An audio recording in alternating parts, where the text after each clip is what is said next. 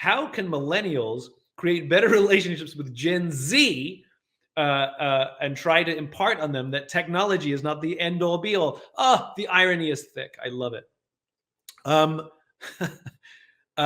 one is to put them in situations, if possible, where they feel what it feels like to have genuine connection. I had a, let's call it debate with a 16-year-old recently, where I maybe complained that her generation doesn't know how to have conversations. And she pushed back very hard and said, yes, we do. We have conversations all the time. I said, you rely on your cell phones and social media to talk to each other. She goes, no, we don't. I send voice memos to friends. And I sort of had to pause and wait. I'm like, wait a minute. You send a voice memo to someone. They send a voice memo back to you. You send a voice memo back to them. They send a voice memo back to you. And you think this is a conversation. And she said, yes, because how do we define conversation? We're talking with each other. So they think that talking, like making recordings and listening to them in real time, is a conversation. I find it to be very avoidant, right?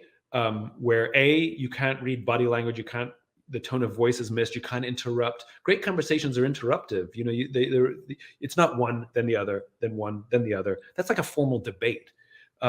Conversations are messy, like people are messy, and that's what makes them fun. It's not talking at people, it's talking with people. And so I think the best thing we can do is just keep doing the things that we think are important.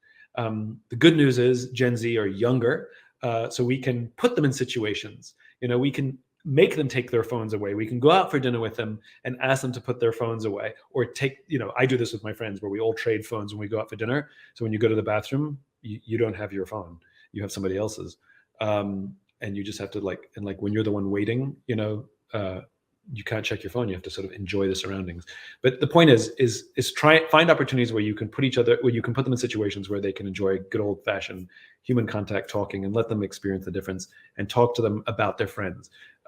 This is one thing that I've had great success with, where I don't talk about them and what's wrong with them, and I don't complain about them. I ask them about their friends. Do your friends feel this? Do your friends struggle? Tell me about how your friends deal with stress. And a lot more honesty comes out about their friends. And I say, how are you helping your friends? And then I talk about how being present for your friends matters. And they start to realize that putting their phone away is an act of service. So don't make it about them, make it about their friends and how they're taking care of their friends. And you're much more likely to connect and get through to them.